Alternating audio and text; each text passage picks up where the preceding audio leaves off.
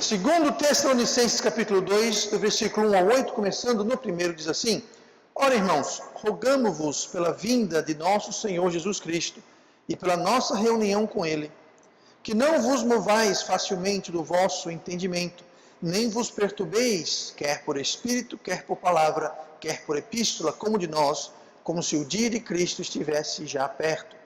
Ninguém de maneira alguma vos engane, porque não será assim, sem que antes venha a apostasia e se manifeste o homem do pecado, o filho da perdição, o qual se opõe e se levanta contra tudo o que se chama Deus ou se adora, de sorte que se assentará como Deus no templo de Deus, querendo parecer Deus.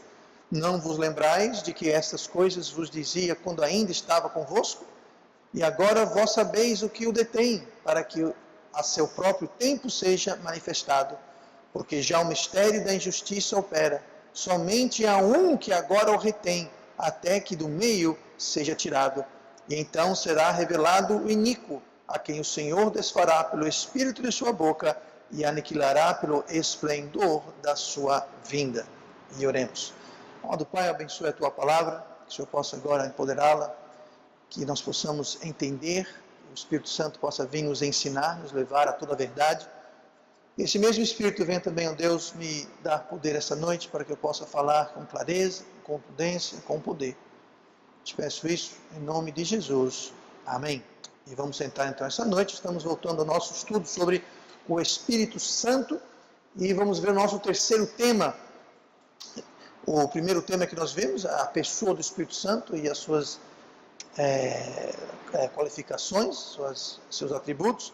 Nós vimos também sobre as restaurações do Espírito Santo, as coisas que ele restaura. E hoje nós vamos começar o terceiro tema dentro do tema do Espírito Santo, chamado a oposição do Espírito Santo. A oposição. Muitas pessoas leem esse texto em 2 Tessalonicenses capítulo 2 e eles apenas enxergam a questão profética.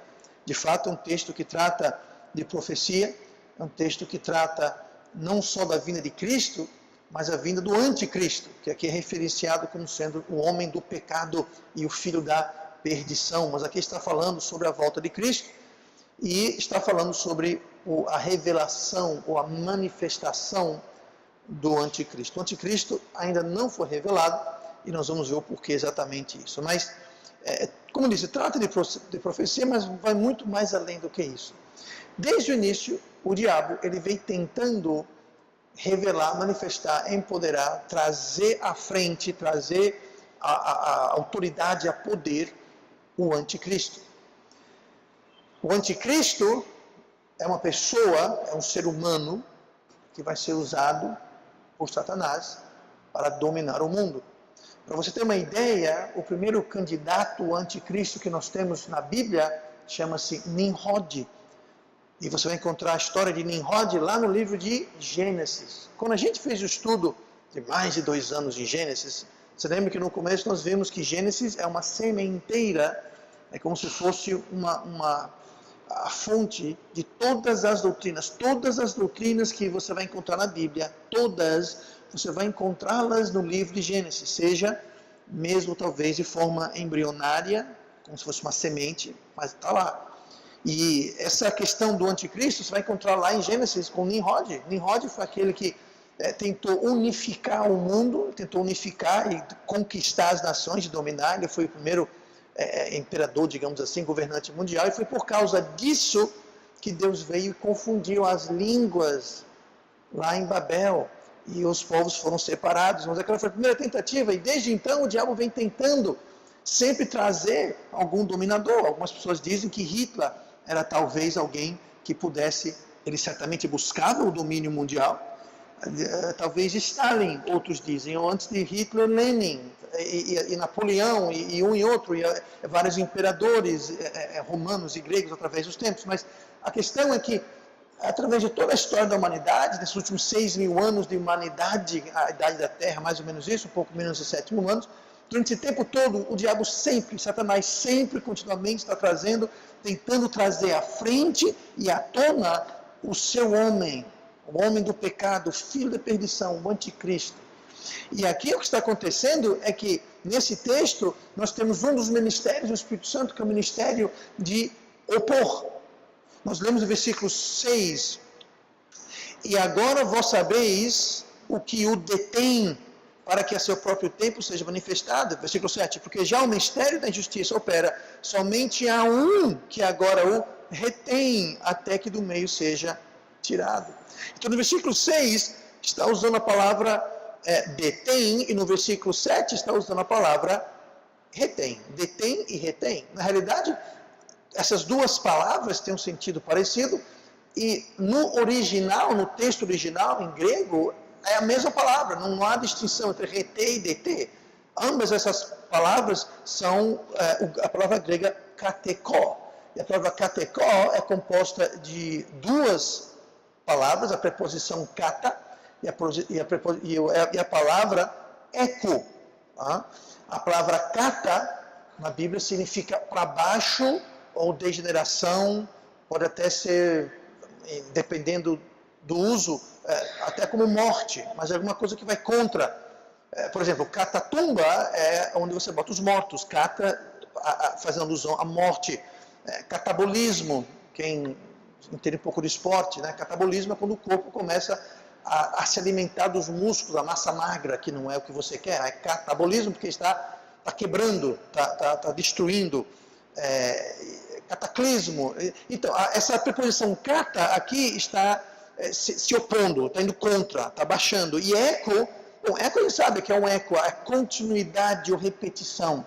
Tá? Então, katekó basicamente é contra ou anti o eco, ou continuidade. Então, o que está retendo, detendo, o que está brecando, se opondo ao anticristo, ou melhor ainda, a Satanás que quer trazer o anticristo, é o Espírito Santo. E esse é o único que o faz, diz assim no versículo 7, porque já o ministério da justiça opera, somente há um que agora o retém. Aqui não está dizendo que houve uma época que haviam 2 ou 3 ou 4, não, está dizendo que agora, no momento, ou seja, nessa época que vivemos, só há um que detém Satanás de trazer o anticristo para frente e à tona. E esse alguém é o Espírito Santo, é o ministério de oposição que nós estamos vendo. Ele se opõe, ele detém, ele retém, ele segura, ele breca, ele vai contra, ele previne. Satanás está tentando, está empurrando, está buscando, está promovendo, está querendo ter o anticristo para dominar o mundo, e o Espírito Santo vai dizendo, Agora isso, diz aqui, porque já o mistério da justiça opera, somente há um que ele tem, até que do meio seja tirado. Até que do meio seja tirado. Ou seja, quando ele for tirado, não vai haver mais essa oposição, e o que vai acontecer é que o Espírito Santo deixará o caminho livre para que Satanás traga para frente e à tona o anticristo. Mas quando é que vai ser tirado? Quando é que o Espírito Santo vai sair e vai deixar o caminho aberto e deixar de opor Satanás? Bom, se a gente ler no versículo 1, está falando justamente sobre isso. Ora, irmãos, versículo 1, rogamos-vos, pois, pela vinda do nosso Senhor Jesus Cristo. Pronto. A vinda, aqui está falando sobre a vinda de Jesus Cristo. Qual vai ser a próxima vinda de Jesus Cristo? Bom, ele vai vir, mas não vai colocar pé na terra, ele vai vir nas nuvens. Diz aqui, ainda no versículo 1, e pela nossa reunião com ele. Como é que nós vamos nos reunir com Cristo na sua volta? Aqui está falando sobre arrebatamento. Jesus vai vir, ele não vai vir para a terra, ele vai vir nas nuvens, vai ficar nos ares, e nós vamos nos reunir com ele, nós vamos ser chamados, está falando sobre o arrebatamento, quando seremos retirados. Agora, nós seremos retirados fisicamente. Quem estiver vivo naquele dia, num piscar de olhos, seu corpo vai ser transformado num corpo glorificado, apto para habitação eterna. Aqueles que estiverem morrido antes desse dia, morrido crentes, salvos em Cristo, antes da gente ser transformado no piscar de olhos, os mortos em Cristo ressuscitarão, os seus corpos serão recompostos, cada molécula, cada átomo, cada parte que compunha aquele corpo vai ser juntado, Deus vai juntar, vai repor, não é um outro corpo, vai ser aquele mesmo corpo, só que como o nosso, que estivemos vivos, vai ser um corpo glorificado.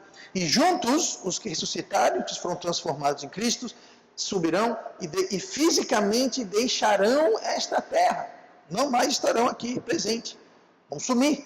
Tá? Se um dia você ouvir falar de pessoas que sumiram, você fique à vontade, tá? Para saber que você perdeu o arrebatamento. Só vai subir quem for salvo. Inclusive, eu vou deixar o Micael encarregado da igreja, todos os cultos, entre eles e Dani, se virem vocês dois, tá bom? Mas quem for salvo não precisa se preocupar, porque você nunca vai estar presente aqui durante o reinado, o governo do anticristo, porque você será arrebatado. Agora, quem ficar vai ter que passar pela tribulação.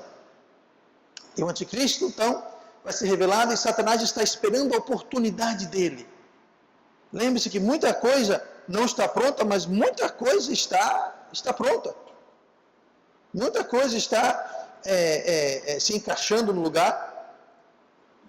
Mas o que mais o detém, ou retém, o que bloqueia o estabelecimento desse governo mundial, e haverá um governo único mundial, haverá uma religião mundial, tudo isso vai acontecer, haverá uma unificação, e como eu disse, muita coisa já está encaminhada. Hoje o sistema bancário no mundo é muito unificado praticamente, não falta muito para se tornar um banco só.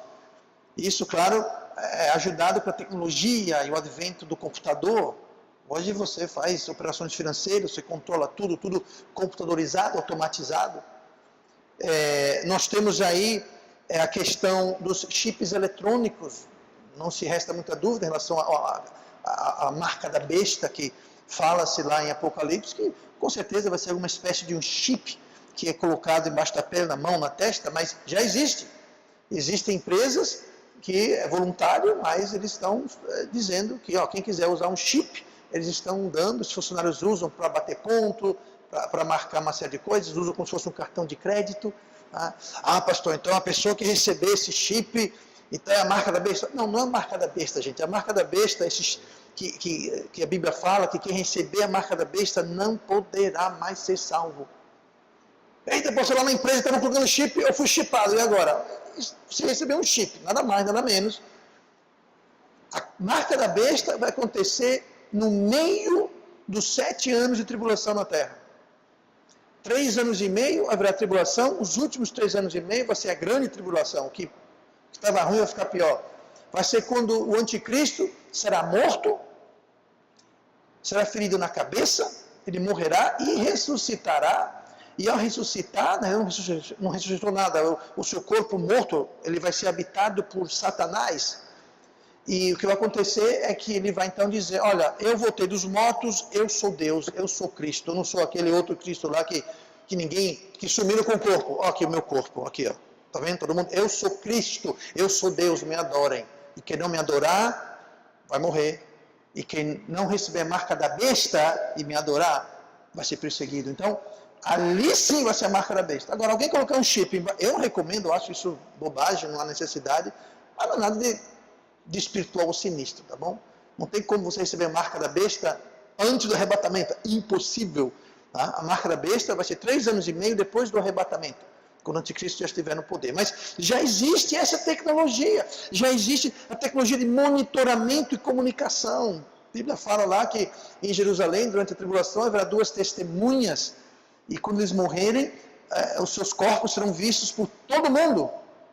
Como é que isso era possível antes do advento da televisão ao vivo, satélite mundial? Não tinha como, hoje existe. Então, tudo está se encaixando, o dia não está longe, está tudo se encaixando, mas uma coisa eu retém, uma coisa eu detém, e é o Espírito Santo que está retendo ele de fazer isso. Mas quando estiver tudo pronto, então o anticristo virá, a tribulação virá, até que o Espírito Santo seja tirado. Mas nós seremos retirados fisicamente. Nós seremos transformados, ou ressuscitados, transformados, e seremos levados.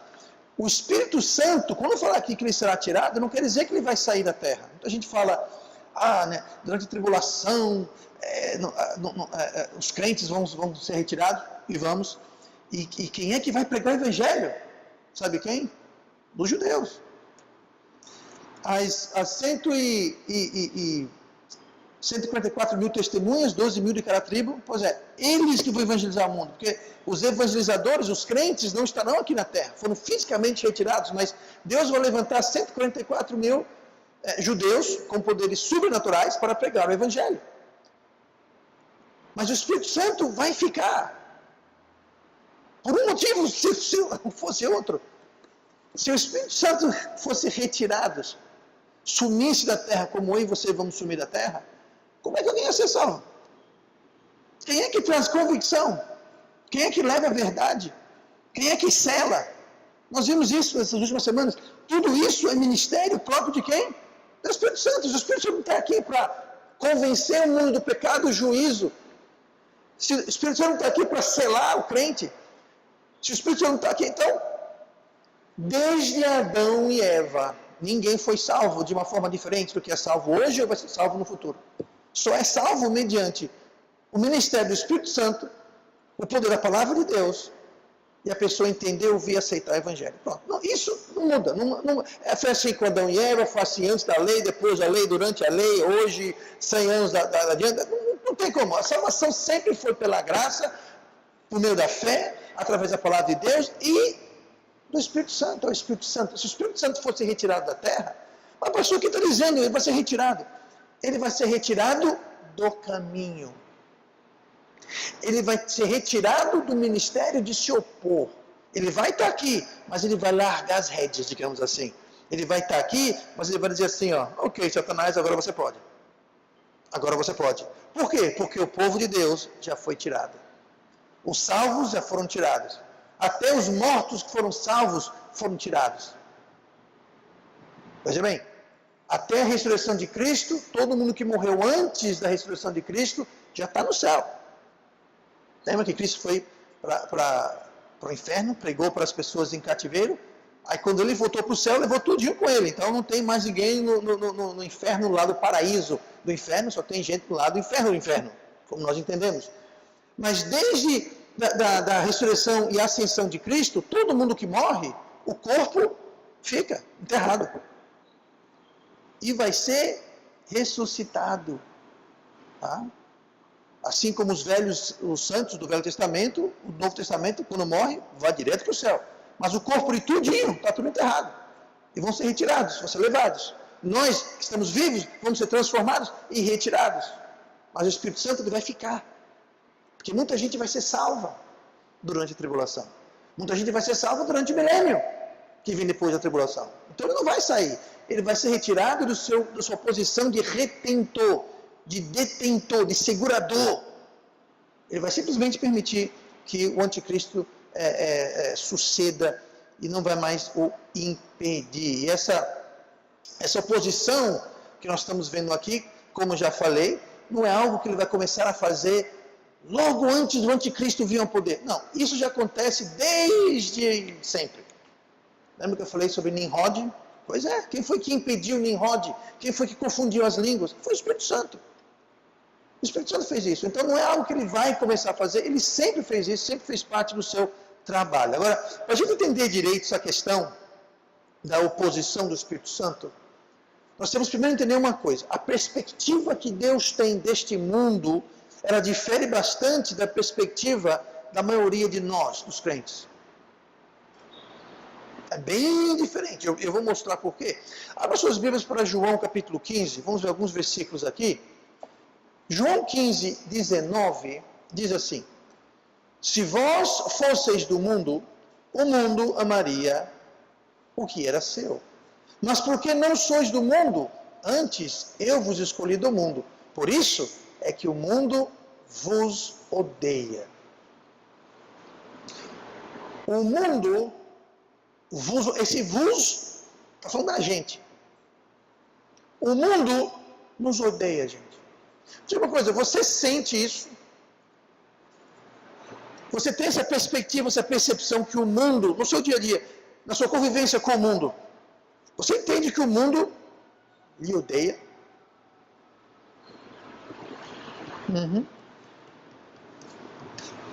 Do mundo aqui está falando de pessoas que não são salvas.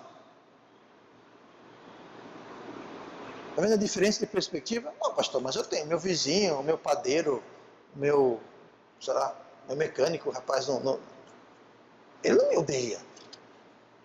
Odeia sim. Perspectiva diferente. Deus fala, o mundo vos odeia. Por quê? Porque vocês não são do mundo. Vocês são meus. O mundo odeia vocês. Mas nós não sentimos isso. Nós não sentimos esse ódio todo. Romanos 8, 7. Porquanto a inclinação da carne é inimizade contra Deus, pois não é sujeita à lei de Deus, nem em verdade o pode ser. O mundo, a carne, é inimizade. O mundo é inimigo de Deus. Inimigo, contrário a Deus. Romanos 3, 11. Não há ninguém que entenda, não há ninguém que busque a Deus. Falando sobre o mundo, ninguém busca a Deus.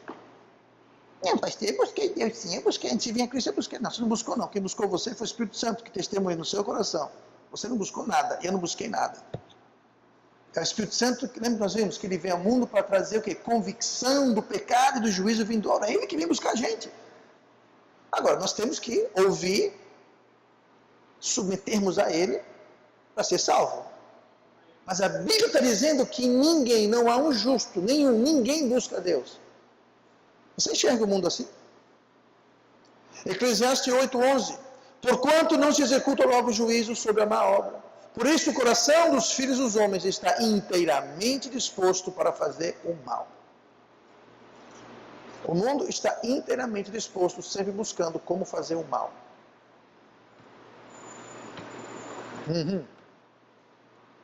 Até aquela vovozinha simpática que mora no final da rua ali, ela também. A perspectiva de Deus é que o mundo é perverso, é mau, é inclinado para o mal, inclinado para a inimizade contra ele, odeia Deus, não busca Deus e odeia os que são de Deus, ou seja, eu e você. Então, uma perspectiva é bem diferente. É assim que eu e você enxergamos as pessoas perdidas.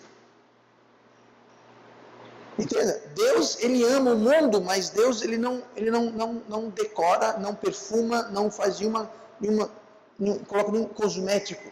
Deus fala, eu amo o mundo, mas o mundo não presta. O mundo é cheio de maldade, as pessoas cheias de maldade, seus corações são cheios de maldade, são pessoas más, perversas, continuamente. Mas eu estou dizendo, é que nós lemos aqui apenas um pequeno exemplo de como Deus vê o mundo. Agora veja bem, Deus ama o mundo. Deus veio e se deu pelo mundo. Mas nem por isso Deus vai dizer que o mundo é um lugar cheio de gente fina. De gente bacaninha. Não tem ninguém bacaninha no mundo. E até crentes, muitas vezes, geralmente não são muito bacaninhas. São perdoados. Mas não quer dizer que são bacaninhas. Eu já mencionei isso antes. As maiores aberrações que eu já pessoalmente tive o desprazer de observar, testemunhar, foram cometidas por pessoas que se diziam crentes. Com certeza, algumas não eram, outras eu imagino que eram. Então, só porque é crente, não quer dizer que de repente ficou bacaninha, não. Mas assim, eu só quero esclarecer isso. É assim que Deus enxerga o mundo, e Deus enxerga com verdade. Com total sabedoria, total conhecimento. Ele sabe o que está falando. Mas há uma disparidade como nós enxergamos. João 3,19. E a condenação é esta, que a luz veio ao mundo, e os homens amaram mais as trevas do que a luz, porque as suas obras eram más. O mundo está cheio de pessoas como nós, que amam as trevas, odeiam a luz, e suas obras são más. Pastor, mas que esculhambação é essa? É Deus. Deus está dizendo, quer ver o mundo como eu vejo o mundo? Isso nos leva a uma apreciação maior do perdão de Deus, do amor de Deus, que nós devemos ter também. Mas você vê, são pessoas que estão inteiramente dispostas para o mal. Quantos cremos que realmente vivemos num mundo mal? Não estou falando lá em Gênesis, não. Hoje, Gálatas 1:4. O qual se deu a si mesmo por nossos pecados, para nos livrar do presente século mau, segundo a vontade de Deus, nosso Pai. Ele se deu para nos livrar desse século mau. Século quer dizer essa era, esse íon, nessa era em que vivemos, má. Vivemos numa época, num século, num tempo, num mundo, numa criação caída e má, perversa. Muitos crentes acreditam na Bíblia, mas não acreditam nisso que eu estou falando agora. Eles não acreditam que a humanidade, que o mundo pode ser tão mal, tão perverso assim, mas é o que Deus fala sobre o mundo. Sabe por quê? Sabe por que nós temos dificuldade em compreender isso? Porque nós não enxergamos como Deus enxerga. Nós enxergamos as pessoas não salvas, muitas vezes, de outra forma. Mas entenda. Deus enxerga as pessoas como elas são e mesmo assim Deus o amou. Diz aqui, o qual se deu a si mesmo por nossos pecados. Então Deus se deu. Mas não cometa um erro de achar que o mundo está cheio de pessoas boazinhas, de coração nobre e boas intenções. Não. De modo algum. Pastor, se o mundo nos odeia tanto, por que eles não se livram da gente então? Porque o mundo, que é a maioria, não perseguem e acabam. Para começar, eu vi até falando hoje, conversando com a motorista hoje, que eu comentei. No Brasil hoje, é fácil demais ser crente. Eu tenho um amigo, o pastor Kevin Wynn, Cidade do México, está lá há uns 30 anos. Sabe o que fizeram com a casa dele? A prefeitura contratou um trator e derrubou a casa dele. Simplesmente. Demoliu, e tinha gente dentro. Não da família dele, mas tinha o pessoal lá dentro. Conseguiram escapar quando viram tudo ruindo, caindo. Chama a polícia. Foi no México. Isso faz o quê? Deixa eu ver, agora faz uns 20 anos atrás, talvez. Estou aqui no Brasil há uns 13, 14, isso aconteceu um pouquinho antes, uns 20 anos atrás. Tem gente hoje em vários países do mundo que estão presos simplesmente porque são crentes. Tem gente que é morto, perseguido, tem que fugir porque é crente. Então não pense você que o mundo é um lugar tão como o Brasil, não. O Brasil é tão fácil ser crente, virou moda até. Nem sempre foi assim. Você volta 50 anos aqui no Brasil, a perseguição era mais grave. É diferente. Hoje está fácil demais. Mas por quê? Por que não tentam? Bom, tinha aí um governo que queria se eleger, louvado seja Deus pela sua misericórdia, não foi, mas eles não faziam problema nenhum. A intenção deles era perturbar as igrejas, controlar as igrejas. E o mistério aí. Pastor, mas por que então, se o mundo é tão ruim assim, por que convidá-los para vir para a igreja? Vocês odeiam tanto assim Deus e as coisas de Deus e o povo de Deus? Por que convidados vêm para a igreja? Por que pregar o evangelho para eles? Para que ir para alguém que ama as trevas, odeia a luz, odeia Deus, odeia a crente? Para que convidá-los? Para que abrir igreja? Para que evangelizar? Para que perder tempo? São boas perguntas. E a resposta é a seguinte: é o Espírito Santo. O Espírito Santo retém, detém, impede, se opõe a esse espírito maldoso que opera no mundo. É o Espírito Santo que frustra os planos maldosos contra o seu povo de Deus. É o Espírito Santo que anula as artimanhas do diabo. E o resultado é que pessoas perdidas, ao invés de buscar o nosso sangue, nos tratam bem. Dizem, oi, como vai? Tudo bem? Banqueiros, comerciantes, construtores perdidos estão dispostos a trabalhar conosco para construir prédios, comprar. Toda essa benignidade que nós temos no mundo hoje, o fato que nós não somos caçados como animais no meio da rua, é porque o Espírito Santo está detendo, retendo. Agora entenda, há lugares do mundo onde pela sabedoria e soberania de Deus, essa retenção não é tão forte. E tem muito lugar no mundo onde a casa de crentes é demolida, onde crentes são presos, perseguidos e mortos. Não no Brasil, ainda, por enquanto. Mas o Espírito Santo está trabalhando, se opondo a essa onda de maldade que existe no mundo. Por isso que eu quis ser bem claro, como Deus vê o mundo. O Deus vê o mundo como um mar de maldade, cheio de pessoas más e perversas que estão continuamente buscando o mal. Toda hora buscando o mal. Foi por isso que Deus destruiu o mundo com o dilúvio. Mas vamos falar sobre isso daqui a pouquinho. De acordo com a Bíblia, pessoas perdidas odeiam a luz e nós somos as luzes do mundo. Eles amam as trevas. E o ministério de oposição do Espírito Santo está fazendo com que o mundo nos trate de uma forma benéfica. E eu quero hoje só começar vendo uma coisa só. Algumas coisas específicas em que o Espírito Santo está restringindo e se opondo. Vamos ver várias coisas nas semanas seguintes, mas hoje vamos ver só uma. Olha em Gênesis 6. Foi tudo introdução, gente, tudo introdução, agora vem a mensagem, mas você curtia a mensagem de hoje. Mas Gênesis capítulo 6 e versículo 5, nós vamos ver que o Espírito Santo ele restringe o mal, ele se opõe ao mal através do julgamento.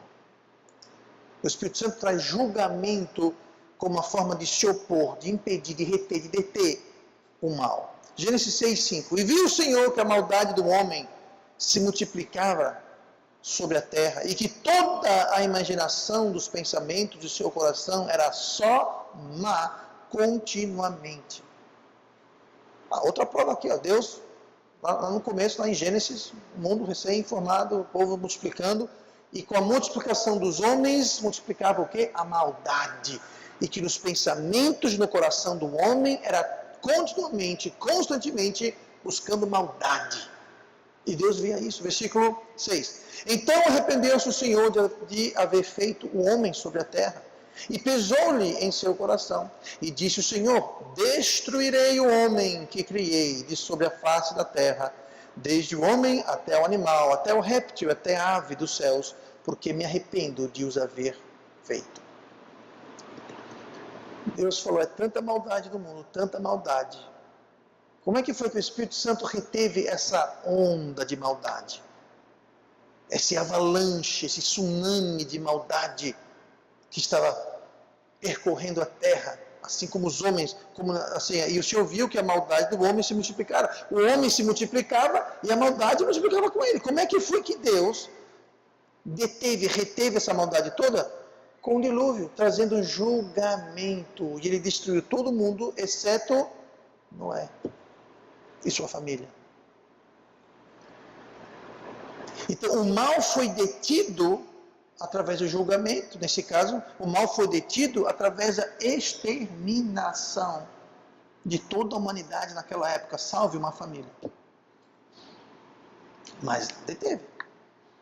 De uma coisa, as águas baixaram, Deus abriu a porta, Noé saiu, os animais saíram, Noé plantou uma videira, Noé colheu uvas.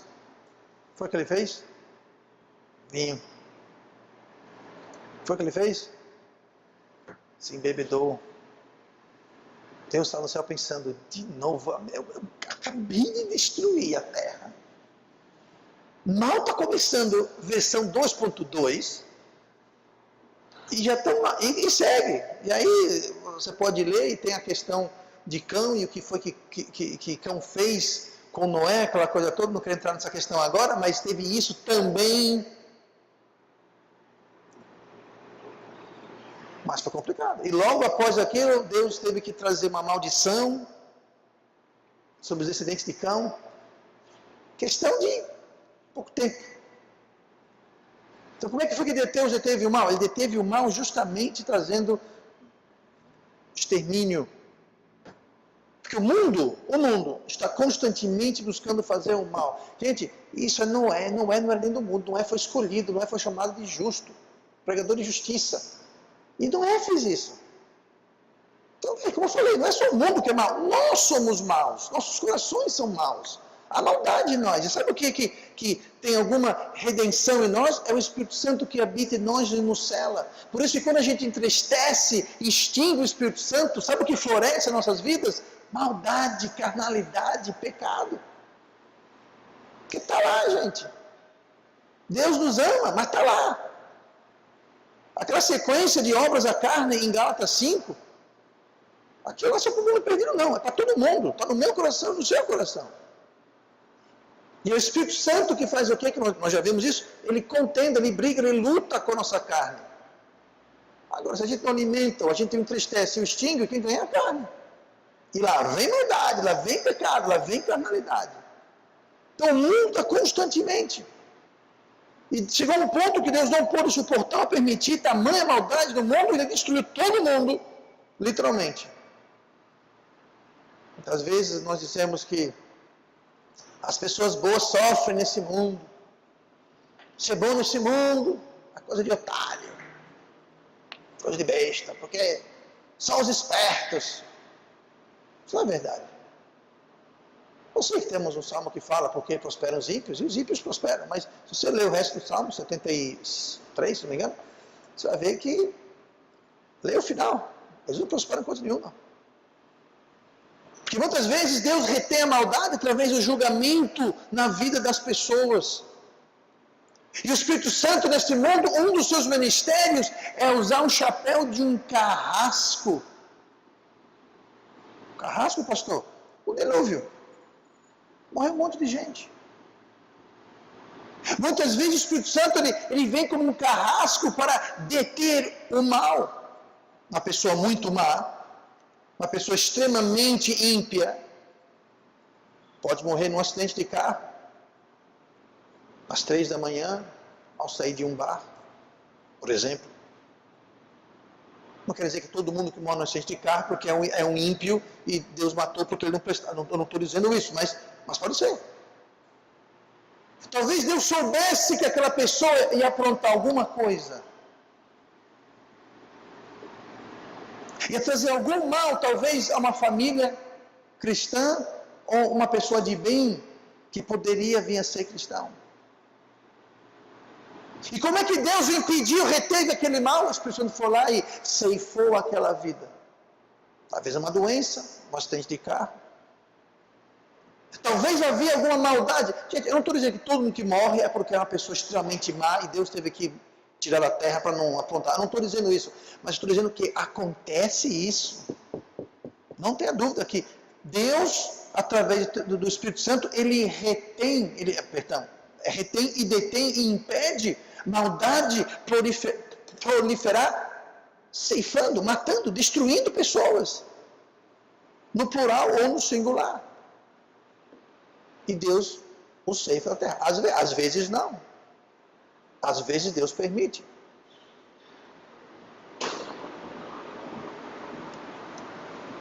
Talvez um dia você saiu de casa, esqueceu a porta aberta e voltou no final do dia.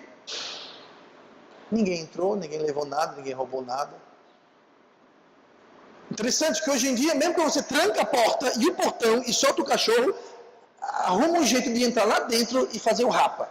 Mas você deixou tudo aberto, janela aberta, esqueceu aberto, não sumiu nada. Quem foi que guardou a tua casa? Pois é. Quem foi que manteve o bandido de entrar na sua rua, entrar na outra rua, para não ver aquilo? A gente morava e viajava nos Estados Unidos, não sei se a Michelle lembra disso, a gente parou num local, num hotel, aí entramos, passamos a noite no hotel, de manhã a gente acordou, tomou café, voltamos para o carro, quando eu chego no carro, está a porta do carro. Não é que eu não fechei, ela estava aberta, gente. A porta do motorista aberta, aberta. Não é tão destravada, estava aberta. Não tinha subido nada no carro. Ah, pastor, lá nos Estados Unidos. Nem em todo lugar nos Estados Unidos você pode confiar. Não aconteceu nada, não tinha nada faltando. Eu falei, pronto, fizeram um rapa. Nossa, a gente entrou no hotel, é o seguinte, a gente quando viajava tínhamos umas malas que a gente usava para passar a noite né? Para não estar entrando com um monte de mala. Então, podia ter levado todos os nossos pertences. Outra vez, pra você ter uma ideia, faz uns 3 anos atrás isso, a irmã Simone estava nos Estados Unidos viajando, tínhamos umas 7, 8 malas conosco, estávamos na casa de uma igreja, nós fomos passar uma noite fora, para uma reunião em uma outra igreja e voltar para essa casa que servia de base. Quando nós chegamos na casa, entramos em casa e cadê as malas? Procuramos nada, aí eu liguei para o pastor, pastor, você botou nossas malas aonde? Ele falou, lugar nenhum. Moral da história, alguém tinha arrombado a porta e levado tudo. Então, o que é tudo? Tudo. A gente estava com a roupa no couro e uma mala que a gente passou a noite fora. Pronto. Levaram tudo. A gente tinha feito compras aqui para a igreja, compras pessoais. Estava no final da viagem. Raparam tudo. Espírito Santo, por que você não deteve? Até hoje me pergunto isso. Por que não deteve? Gente, mas a casa não estava aberta, estava fechada. Eles arrombaram a porta e entraram. Até hoje, recuperaram. Então, veja bem, às vezes Deus retém, às vezes Deus não retém. Eu não sei o que Ele queria fazer com aquilo. Uma coisa eu sei. Eu não sei como, eu não falei para ninguém. Eu suspeito que foi o pastor da igreja. Ele anunciou geral. Só sei que a gente recebeu o dinheiro suficiente para comprar tudo que a gente tinha comprado, tudo que foi roubado e ainda sobrou. Várias igrejas entraram, estão ligando, ficamos sabendo disso, não sei o que mais, estão mandando tanto. Ou seja, cá entre nós, prejuízo nosso, 0. Susto grande. Mas a gente não ficou com perda nenhuma. Quem sabe Deus queria abençoar algumas pessoas? A Bíblia fala que é dando que se recebe. Então Deus dá oportunidade para as pessoas suprir. E para isso eu precisei ser roubado. Eu não sei se foi isso. Eu imagino que seja, não sei. Porque a gente não teve prejuízo nenhum. E as pessoas que ajudaram foram abençoadas. Então elas não tiveram prejuízo nenhum. Agora eu pergunto, quem foi que levou isso? Será que essa pessoa que levou nossas 4, 5, 6 malas, o que foi que houve? Já foi preso, está na cadeia? O que foi que aconteceu com eles? Eu não faço a mínima ideia. Mas o Espírito Santo pode reter, deter. Ou não. Mas é ministério, é obra dele. Ele sempre está trabalhando ou não de acordo com a vontade de Deus. Você pensa, pastor, eu nunca vi um milagre, nunca presenciei um milagre. Gente, você presencia milagres todos os dias da sua vida. É que se não for um cego andando, alguém flutuando, aí você não faz, eu não faço a mínima ideia de quantas coisas o Espírito Santo retém, detém, previne e se opõe em nossas vidas. Desde acidente de carro, assalto, crimes, ataques, acidentes cotidianos, não fazemos a mínima ideia. Lembrando que há um diabo solto no mundo, com seu exército de demônios, que quer destruir o povo de Deus. Pense nisso. Pense nisso. Não é só o mundo que nos odeia, o diabo nos odeia muito mais. Então só o fato que nós estamos aqui hoje, isso é um milagre. Tem tudo para dar errado. Quantas vezes você escapou e nem sabe que escapou? Acontece. Às vezes nós não enxergamos o mundo como ele é, porque nós estamos muito parecidos com o mundo. Essa é a verdade. Nós estamos tão parecidos e aclimatizados e condicionados, amigos do mundo. Assim com o mundo, que nós não conseguimos enxergar. Nós estamos iludidos e cegos. E a gente não consegue enxergar o perigo.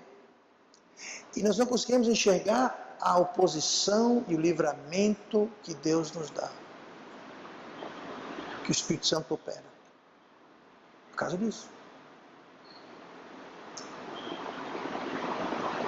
Tem um ditado em inglês que diz assim, você não consegue ver o bosque devido às árvores. É mais ou menos isso.